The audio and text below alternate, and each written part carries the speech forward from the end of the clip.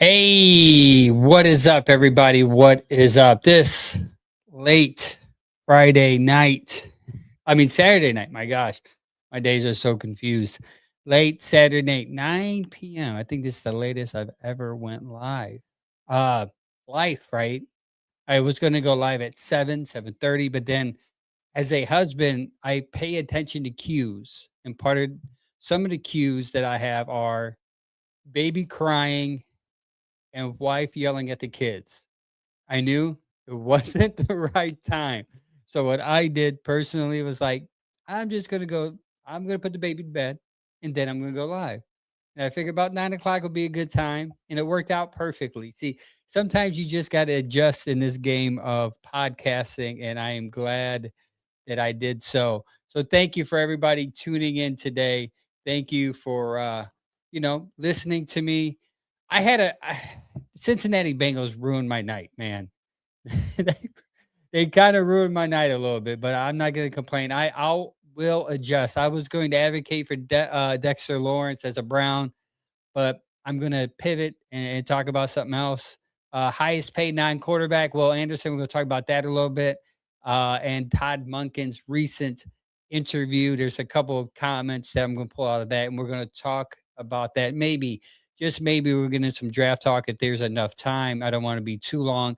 But first things first, I got to take care of business. And the business is this. You see what's on the right of my screen up here? That's it. I need you to scan it. And no, it's not a virus. No, I'm not trying to give you malware. It's going to help us out here at the Bearded Browns podcast. Tuesday night, 7:30. I'm on a podcast called the Bearded Browns Podcast, and we're trying to go for the blessed Cleveland sports podcast.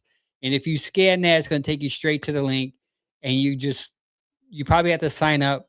It's a little annoying. The original setup is annoying. You have to sign in, create an account, but then you go to people and places, scroll down to um, uh, best sports podcast, click that, and just type in our name. This will give us past the nomination fee, nomination stage, and into the voting, which is a good. I mean, it's a couple month process. We're going to annoy the heck out of you guys. We won this last year, and the hope is to win it again. My boy James just commented on Facebook. He says, "I've been voting every day. Thank you." And I've seen that you've been sharing it on your socials too. So if you follow the Bearded Browns podcast on whatever social you are following, can you please share it? Get the word out. We're just trying to go back to back to back, and that helps us. It just does. As a podcast, as a small podcast that is growing. We've grown a lot in 3 years. We just hit over 10K on Facebook, and we just hit 1,000 on TikTok. We're at about 800 on YouTube. So if you continue to support us, that's great. Much appreciated. Second thing, order of business, draft party. That's right. We have a draft party coming up on this Thursday coming up. Everybody knows the draft is a big thing. Thursday, starts at 7 p.m. And it goes to whenever the last pick is picked at, most likely 11 o'clock. Obviously, there's going to be a lot of stuff going on draft night. I mean, you friggin' have Cincinnati Bengals now have 2 picks in the top 10. They had 2 picks in the top 10. We have 2 picks in the first round.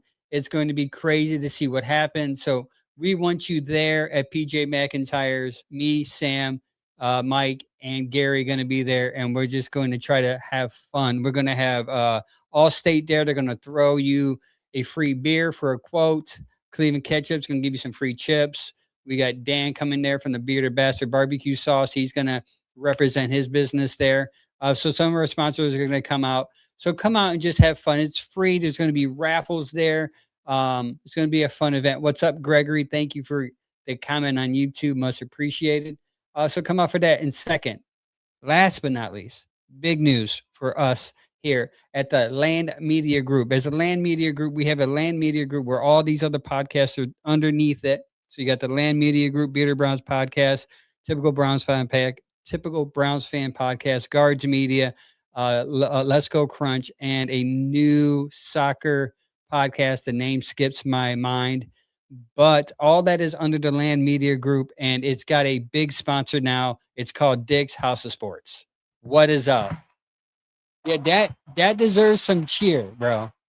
That deserves some applause. Dick's is now the official sponsor of the Land Media Group and every other podcast that is underneath it. So I am now sponsored by Dick's House of Sports. That I can say, hey guys, I'm sponsored by Dick's House of Sports. It is going to be a great sponsorship. We're gonna do a couple lives there. The one in Strongsville, Ohio, which is about 2 minutes from my house. Shout out to Dick's House of Sports. Gotta watch. You gotta say the whole thing. You just can't end it with Dick's. You got yeah. You gotta yeah. This is a G-rated show, dog. I'm a G-rated show. I'm not gonna. I gotta say Dick's House of Sports. I can't stop at the Dick's. Okay. Oh, pause. But anyways, thanks you guys for tuning in. What's up, Greg? Thanks for the congratulations. What's up, KP? I'll be online during the draft. Pre-op appointment. Oh yeah, your knee. Yeah, you're gonna have knee surgery. Praying for you, brother. Praying for you. I know surgery is not easy. Thank you, everybody, again for tuning in. If you're live right now, please share it. Let people know that we're on. We're gonna talk about the Browns, but first we're gonna hit some NFL news real quick, if I can. There is a new highest paid non-quarterback in the NFL. And the question I have for you is, will this eventually impact Myles Garrett's ability to be here? Or will the Browns not care? The new highest non-paid quarterback in the NFL is Will Anderson, $50 million a year. Just inked it this week. Just inked it this week. $50 million a year. Can you imagine? Can you imagine, guys, getting paid 50 mil a year? I can't even, I don't even know what I would do with myself. I'll be sitting on the couch eating Butterfinger ice cream bars. You guys had those yet, right? If you Butterfinger ice cream bars, guys. You like the Snickers ice cream bars? The Butterfinger ice cream bars? I'm not a Butterfinger fan. I'm a more of a Reese cup guy. But the Butterfinger ice cream bars, let me tell you, life changing, bro. It has ice cream with that Butterfinger nugget in the middle when you have a Butterfinger mixed together, covered over chocolate. My gosh, guys, you gotta try the Butterfinger ice cream bar. If Butterfinger wants to sponsor me, they only have to pay me. Just give me a lifetime supply of the Butterfinger ice cream bars. Dan on Facebook just said the Twix ice cream bars are good too. I haven't tried those yet. I saw them, but I said to myself, I cannot. I already had 2 boxes of these Butterfinger ones. I want to enjoy 2 more. I'm getting a little gut, guys. I'm not even kidding you. It's so good. So good. But Will Anderson, 50 mil a year. So now the pay scale shifted for non-quarterbacks. You got Micah Parsons at second with 56.5 million, Aiden Hutchinson with 45 million, Jackson Smith-Njigba at 42.15 million, TJ Watt 41 million, Jamar Chase 40.25 million, and then Myles Garrett right there, 1, 2, 3, 4, 5, number 6 with 40 million a year. So there's a report that came out this past week that said before the Browns trade him, before the Browns would even think about trading Myles Garrett, they'd just ink him to a new deal or expand his money. They're going to have to give him 10 more. Well, it's going to have to be 11 mil more a year there to be the highest paid pass rusher.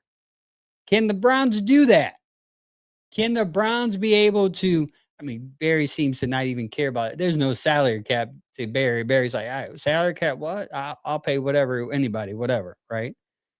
So Myles Garrett is about 10 million short of the highest paid non-quarterback. And will he see more money in the future, either with the Browns or with another team, which is very interesting to see that a third pass rusher has passed him since I think he was like the highest paid non-quarterback for like 2 minutes.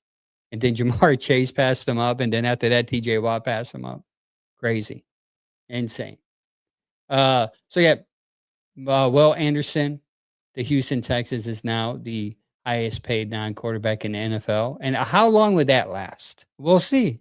Maybe by next week, something will be brewing for somebody else. On to other news. Reports in the when I wrote my notes, the reports were the reports were the Browns were trying to acquire defensive tackle Dexter Lawrence from the New York Giants in exchange for the pick 39. But reports were saying the Giants wanted a first round draft pick, and the Browns was like, I'm good. And I thought maybe if this goes on long enough, the Browns can talk them and getting, giving up pick 24.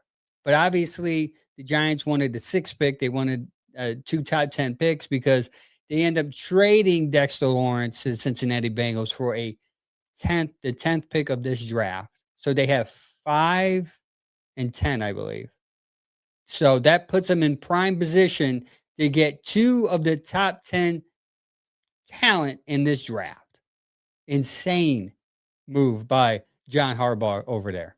Insane. Now Cincinnati's got better because I thought Dexter Lawrence was amazing, right? He had a bad year last year, right?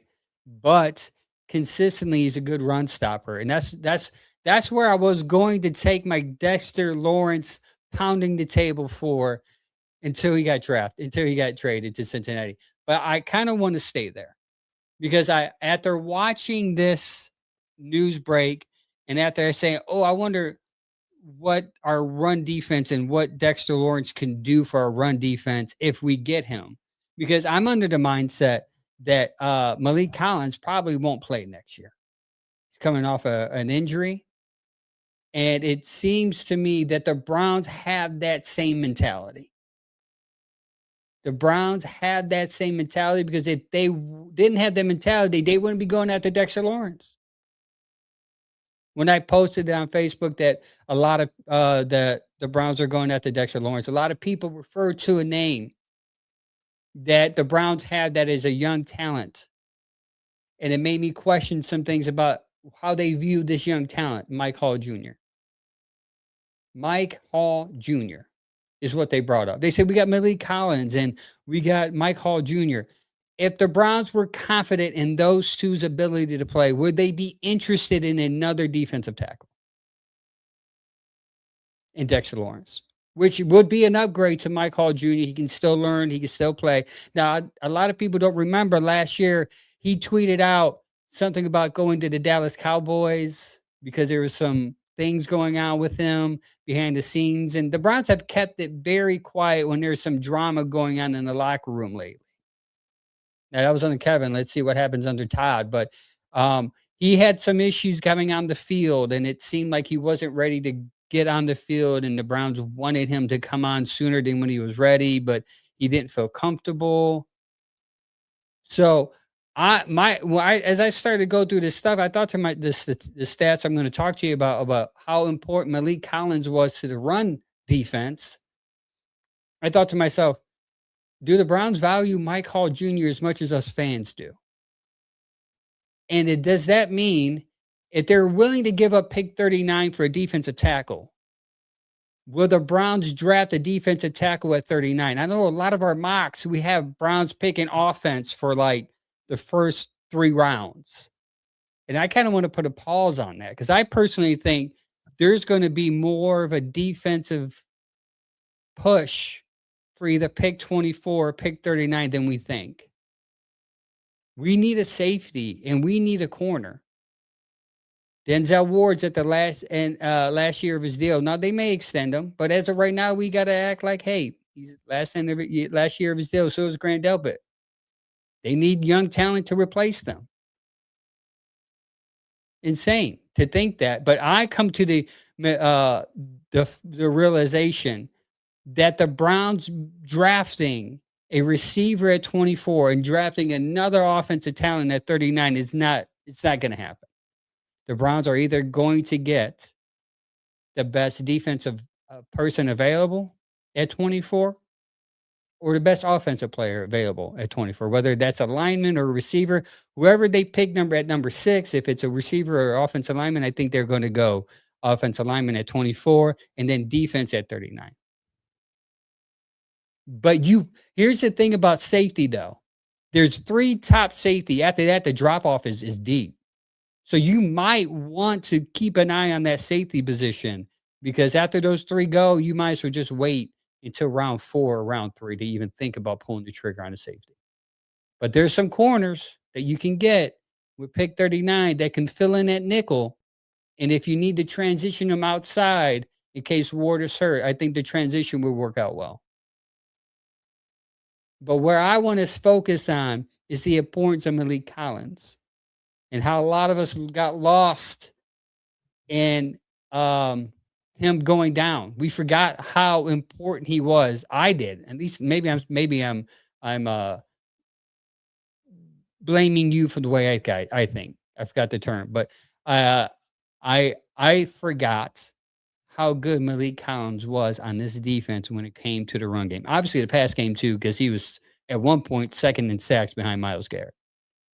But Malik Collins, before his injury, had 6.5 sacks, 12 quarterback hits, 7 tackles for loss in just 12 games.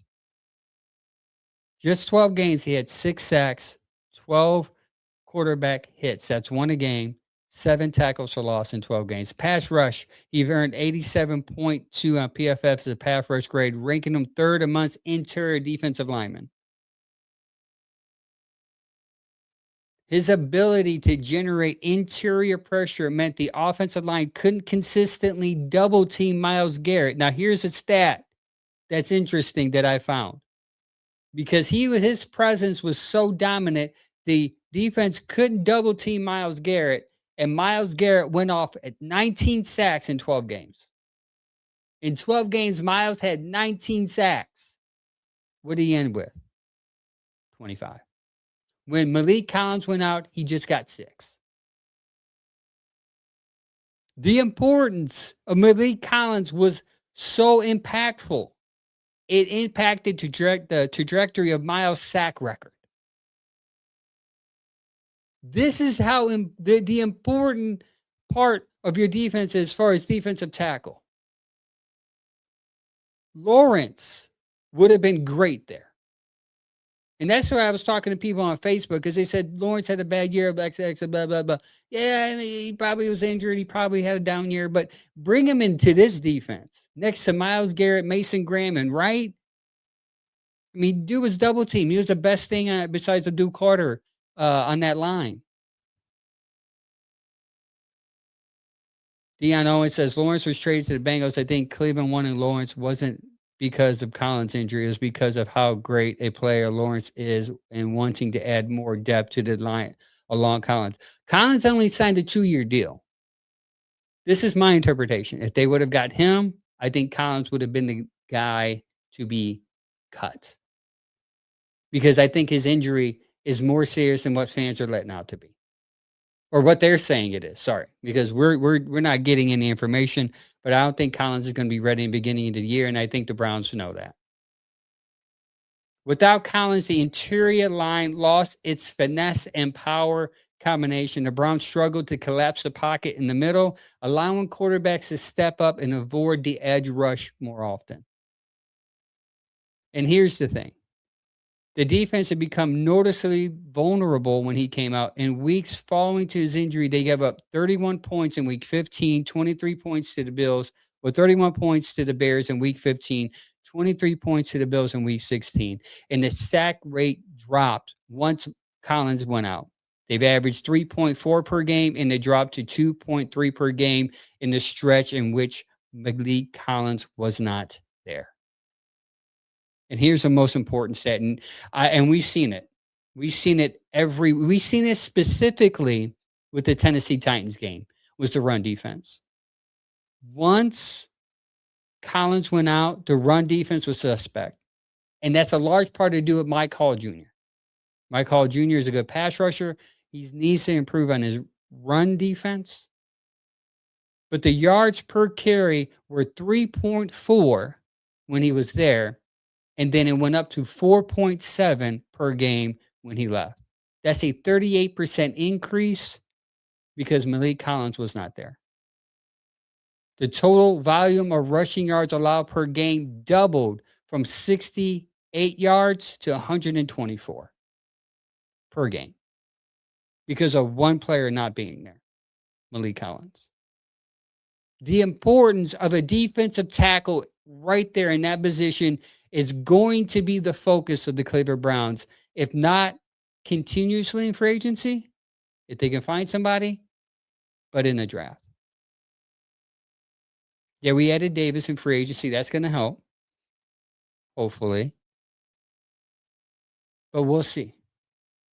But I just wanted to bring up the fact that Malik Collins' absence dropped down that defensive run game, and even it sometimes hurt the pass game because it gave the quarterback more time. Because what happened was Miles was able to get triple team, double team, quadruple team, elbowed, karate kicked.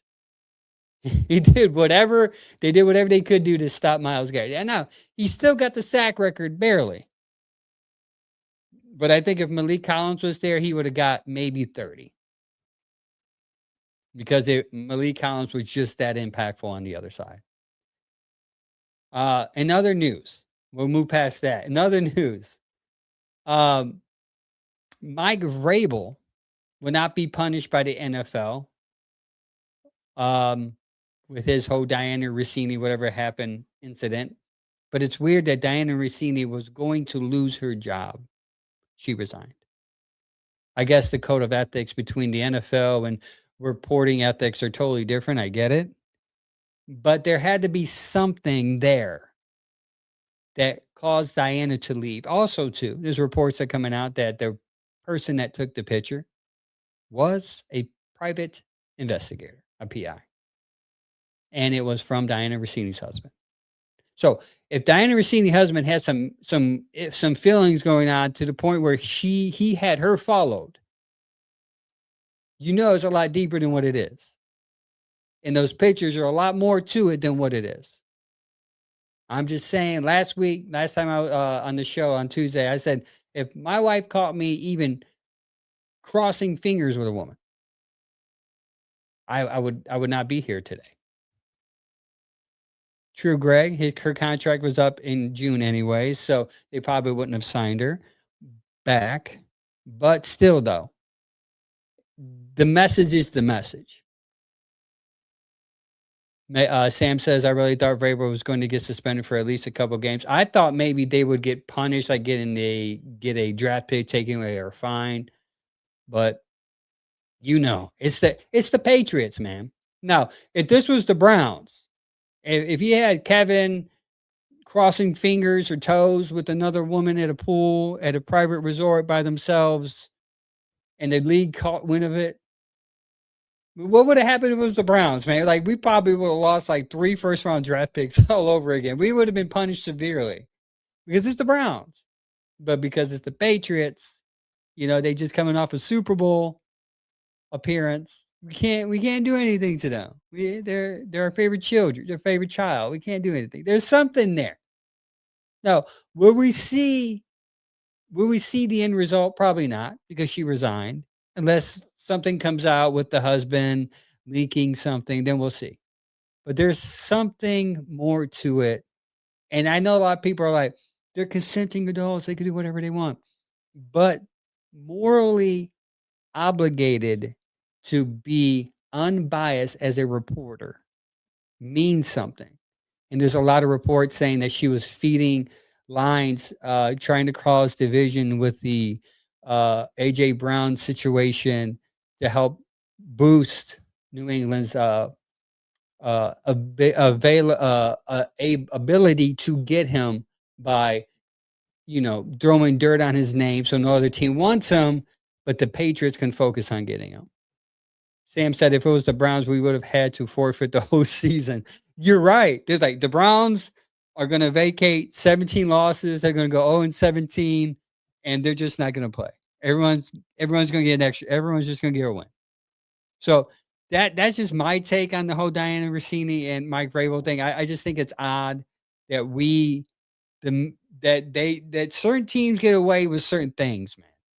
And the Browns, we're just here and we get punished every day for something. Like, it's just the weirdest dynamic I've ever seen as a Browns fan. It's unfair, but it's one of those things like we need to win. Like Monken said that we need to win to change the perception of Cleveland. And I hope that's where we're going with this, right? I hope that Monken can change the culture, can bring winning way to Cleveland to where the fans are excited, the media is being nice. I want to point something out too about the media.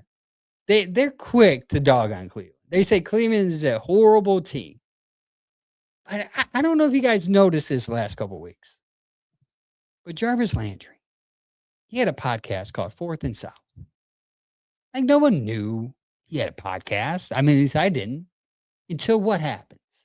Until they start back talking the Browns, being back, doing the secrets of what happened in the locker room.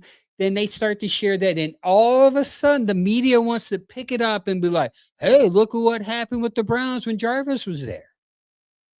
They're quick to poop on us, to pounce on the Browns. Whenever a player talks bad about whatever situation he went through as a Brown or as in the team, they run with it. And it brings them ratings. Why? Because there are Browns fans. More Browns fans out there than you think that love this team. And a lot of them probably keep quiet because they're embarrassed because we lose. But I promise you, if Todd Monken brings us a winner in 2 to 3 years, you're going to see some Browns fans coming out of the closet, taking off their Pittsburgh Steelers shirts or their Cincinnati Bengals hats and be like, yeah, I was always a Browns fan. I love the Browns. And those fans that are complaining about them moving from the lake to Brook Park, all of a sudden they're going to be season ticket holders again because we're winning. Winning changes the perception of everything on a football team. Fans who are down about them moving from 15 minutes down the road won't care because you're winning.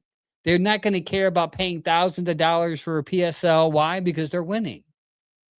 Winning changes everything. I get complaints all the time whenever I post something about Facebook, on my Facebook about the Cleveland Browns, because we suck. And until we get better, then those comments are going to change. It's just the reality of it all. Speaking of winning and speaking of Todd Monken, let's get into that. Todd Monken's interview. If you have not heard that interview, if you have not heard the Todd Monken interview, I'm going to recommend you go. It's like 10, 15 minutes long. Go listen to the whole thing. And you'll start to see a totally different type of personality as a head coach. And you go, I was listening to it and I was like, I'm hype. I'm speaking in like emotions right now, obviously. But I thought to myself, man, we're going to win the Super Bowl. This guy's it. He's the chosen one. Because after hearing everything Todd Monken said, I'm like, finally, we have a coach that gets it. That gets it. First thing that he said that I loved, I think he said 3. How many do I have here? Yeah, 3 or 4 things that he said that I love. First thing he said, and I think it's one of everyone's favorite comments. Sam says, we start winning games and all the bull beep goes right out the window. I agree. Winning covers poop, right? The smell of poop. It's just winning, just like Febreze. Like some smells, Febreze. Oh, wow. I love being in this room full of poop, full of just maggots and flies. Smells good in here because we're winning, right? First thing Todd Monken said was, I despise poopy football. Absolutely despise that it doesn't look what you want it to look like. There's nothing worse than that because it's a reflection of you, meaning the coach. He is saying, if the team looks like crap, I look like crap. And there's some truth to that. Let's look at it. The team has been playing like poop. My kids are in the room, so I gotta say poop. I can't say crap. Because they're gonna tell their mom on me. And I get in trouble. I get in the doghouse. So they smell like crap, right? So there are a couple things here that Todd Monken is referring to, as a Browns fan, you would know this. You watch this. The first thing that we saw since Kevin was here that gives us crappy football is the turnover epidemic. Is glaring. Turnovers glaring, right? 2023 leading the league with turnovers, even though we went 11-6 in 2023 and we had a playoff run. We had 23 interceptions and 14 lost fumbles. We forget about that. Why, Sam? Why, chat? We forget that we had 37 turnovers in 2023 because we were winning. That is proof how winning covers crap. You went 11-6 and you lost the ball, turned the ball over 37 times. And people always refer to 2023 and Joe Flacco and the playoff run. And I always say, well, the turnovers still suck.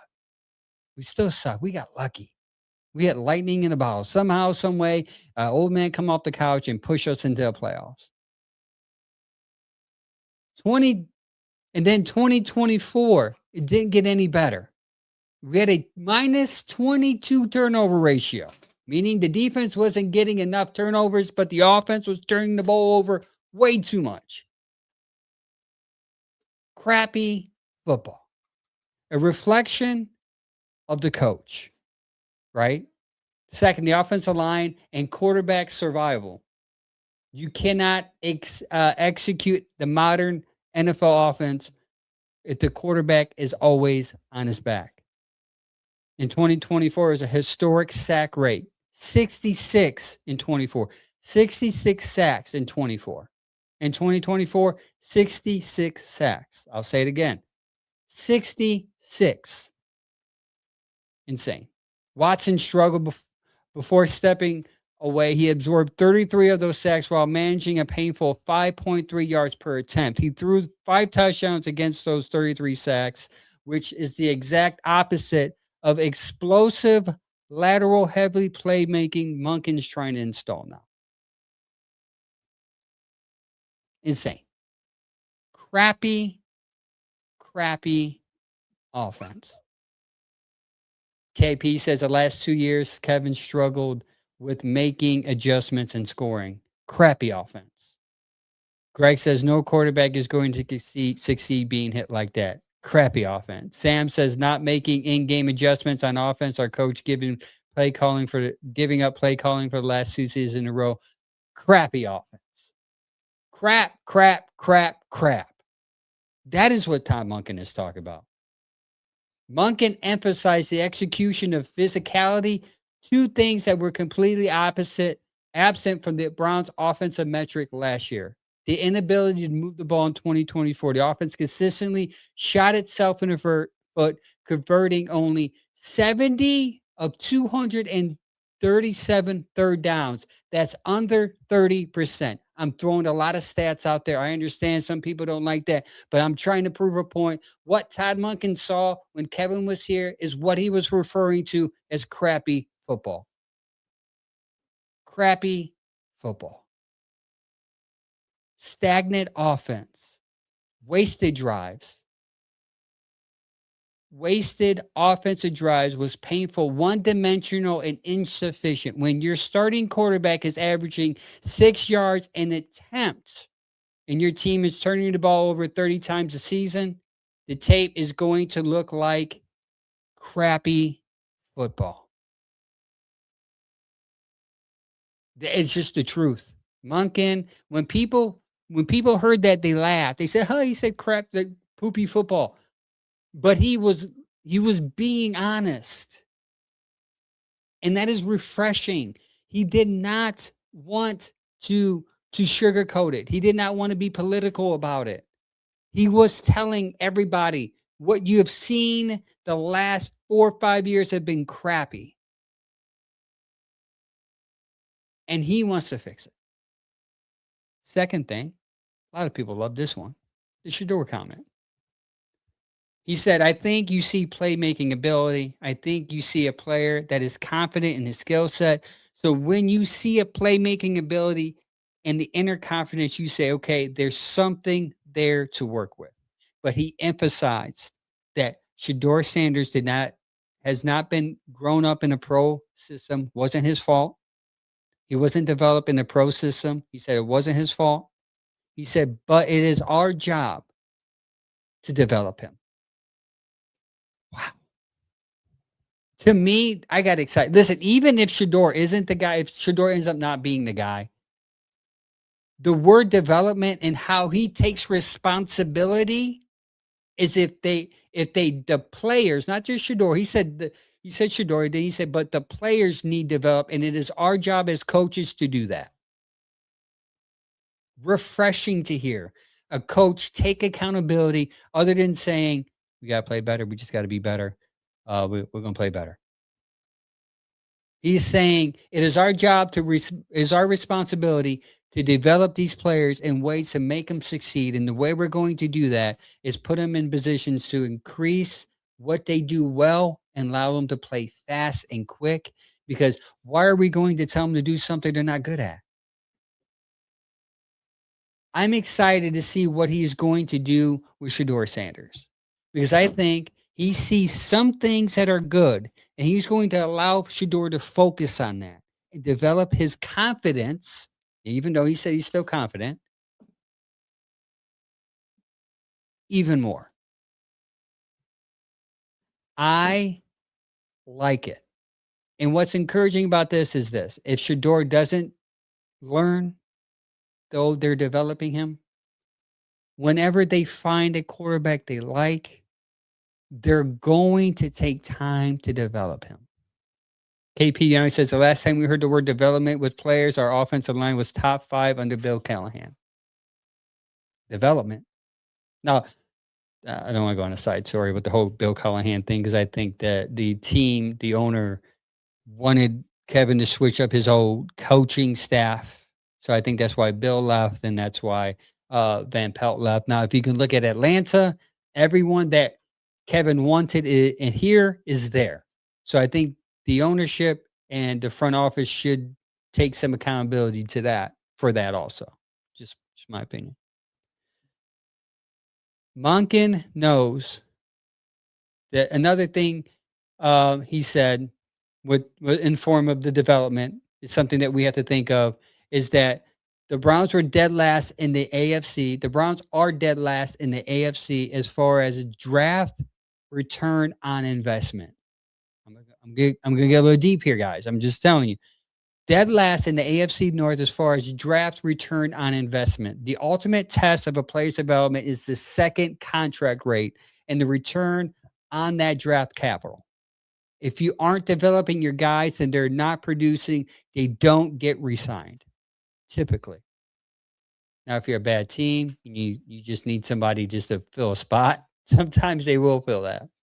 In a recent deep dive evaluation comparing draft capital spent versus actual production value over the last 4 years span, the Browns ranked dead last in the AFC North because they have not developed correctly. The Bengals produced roughly around 9,245 value points from their picks. The Ravens sit at 7,015. The Steelers are at 5,715. The Browns only generated 5,454 points. The takeaway here is the front office is spending draft capital, but the players are not developing into high level contributors at the same rate as Cleveland's biggest rivals. And that is why you are dead last in the division constantly because you're not getting your return on investment in which you're drafting players with because you're not developing them properly. You are dead last. The Bengals are their return on investment probably because they got a quarterback and 2 solid receivers. So that helps the development process when you have a good quarterback because he makes everybody else look good.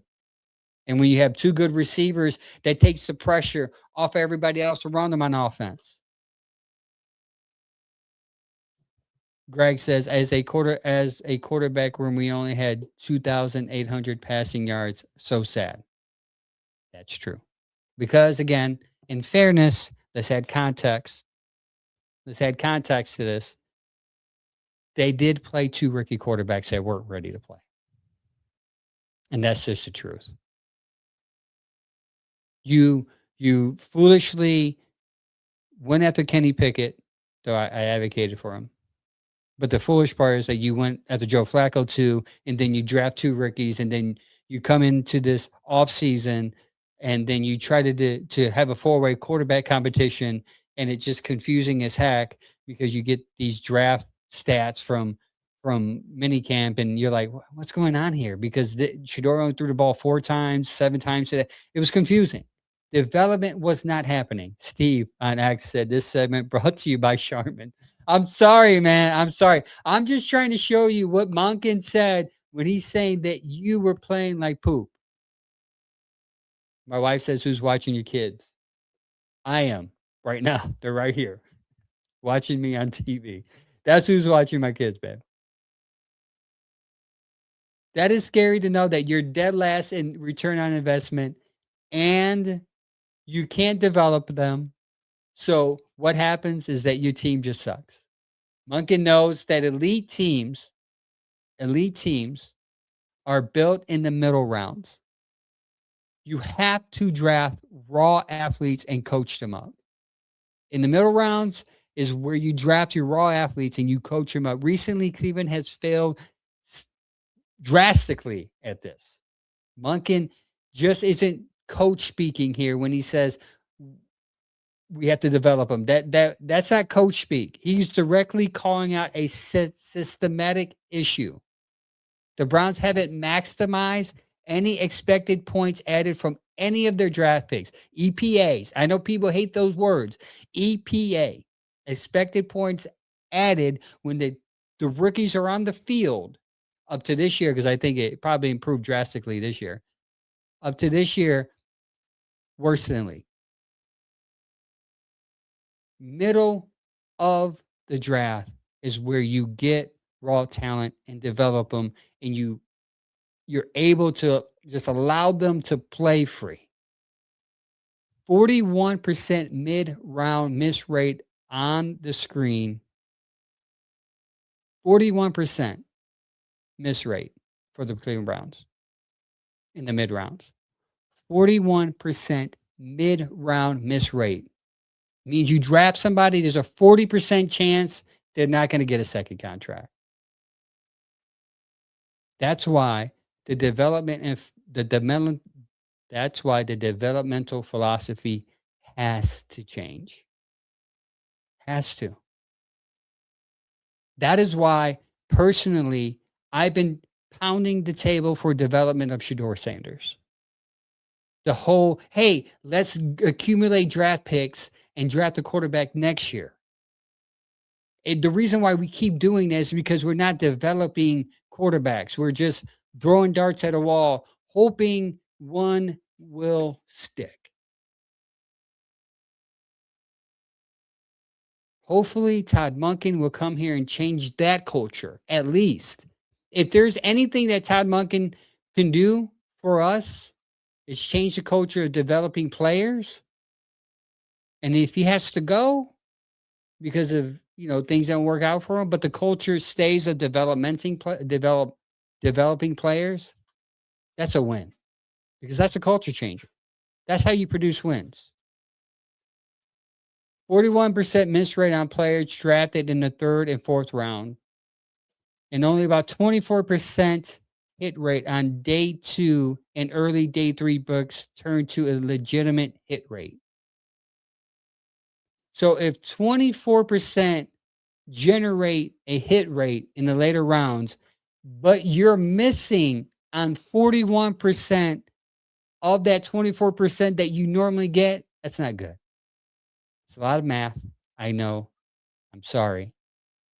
But that is where the Browns are at currently. And that is what Todd Monken meant when he said developmental players, developing them and molding them and changing them into football players. That should excite Browns fans. That one comment right there. that the Browns are playing like poop and we're going to develop them into football players. I don't know how else to get excited. When nearly half of your mid-round picks are washed out of the league or getting buried on the depth chart, that is a coaching developmental failure. Nearly almost half of your draft picks don't see the second contract because you're not developing them well. And then we wonder why they go off to another team and they win a Super Bowl, right? He's not bad. Well, I mean, he's not like a starter, but at least he's a piece that helps them.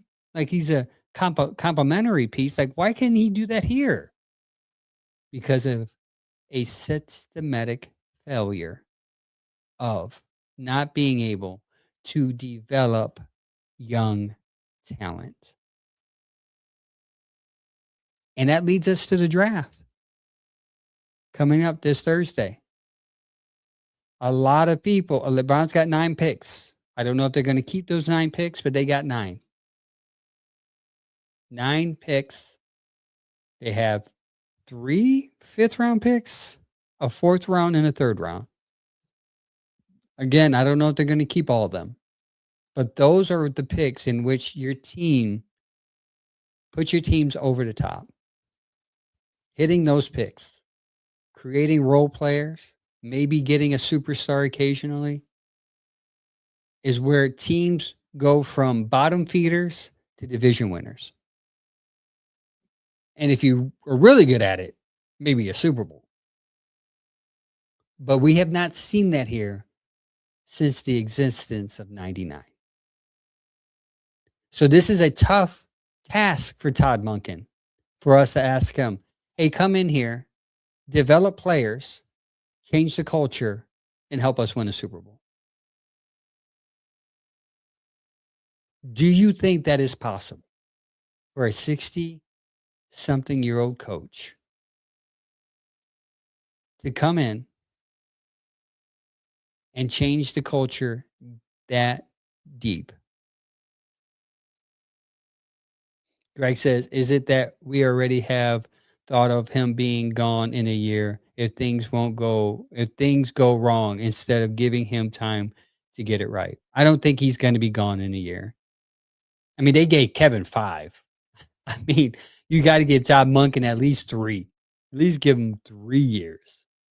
You can't give Todd Monken that 1 year with the line. And here's the thing, like you have a line that's gonna be patchwork, so they got to come together. You're gonna have some new receivers, right? So there's gonna be a communication thing. Depending on what quarterback's starting, there's gonna have to be chemistry built there. It seems like Deshaun Watson's working out with the other guys, and Shedeur is working out with some guys. So you're gonna have to get that development, that chemistry going there. And then you're going to have to, if it's Shedeur, you're going to have, and both of them actually, new play calling, new cadences, new playbook. Like, I know we have one of the easiest records in the league, but I don't know if we're going to win 5, 6, 7 games the most, possibly. I mean, that's what I'm expecting. I think a lot of Browns fans go in there thinking we're going to be good every year. If you go in thinking that, you're going to be disappointed. You're going to be let down. You're just a star. Be surprised like me. If they go to Super Bowl, like, wow, I'm shocked that we're in. I mean, if they're in the playoffs, not Super Bowl. If they're in the playoffs, if they get into the playoffs, to be shocked like me, say, wow, we've actually made the playoffs. That's weird. If you go into that mentality, you won't be disappointed. I promise you. Every year, just say we're going to win 7 games, win 5 games, 5 to 7 games. Most likely, they hit that 5, and you're like, whew, got it right, man. At least they hit 5. But this draft is as important as last year. You got 3 of the top 3 picks in the top 40. You need talent. Jason said he's going to the Bengals. Yeah, I know. Stop rubbing it in. Okay. I made all this stuff up thinking I was going to come in and talk about Dexter Lawrence and how great he can be on the offensive line next to Myles Garrett, Mason Graham. And then the Cincinnati Bengals had to throw a 10th pick in the first round in the Giants' face, and they did not. They probably didn't even think twice. 10th pick. That's what you. Oh, got it. Sign it. Let's do it. It's a good deal for both. Bengals need defensive help. They got the defensive tackle is proven that can stop the run. Now the Giants have two top 10 picks. They can build probably their defense on. I think they're in play. I think definitely Caleb's in Caleb Downs is in play there for sure. I think and a receiver. I can see him going Caleb Downs and Jordan Tyson or Caleb Downs and Malik Lemon. That, that would be insane. Having neighbors in Lemon, that would help Jackson Dart. Or they can get Love at 5 if he's there. That would be because they need a different type of running back than Scatterboo. Sam says, Coach Stump Mitchell said he thinks Monken will get us to the playoffs this season. Stump has a good track record on predictions. Okay. I I'm not going to say that the Monken's going to make us go into the playoffs this year because there are two teams in this division that are better than you. I put Pittsburgh as equal because they have the same problems that we do at quarterback and receiver. But I think Cincinnati and Baltimore are better than you. And I think it's hard to do that if you're the third best team in the division. Right now, at least. But we'll see. We'll see, though. Guys, thank you for tuning in tonight. Thank you so much for all the comments, all the love, all the shares. Much appreciated. Don't forget, Tuesday at 7:30, the Bearded Browns podcast will be live. It's going to be great. It's going to be amazing. Also, Guards Mania. If you're into the Guardians right now, we have a podcast called Guards Mania. They go live every Thursday at 7.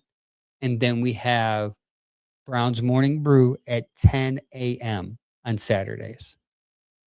It's a great set lineup that we have going here. I'm hoping one day we can have something going on every day. We need a Cavs podcast. Anybody out there know pretty good about the Cavs? Pretty solid. You got a good setup at home? DM me. We're looking for more sponsors. Shout out to Dick's Sports Good. Sports Good.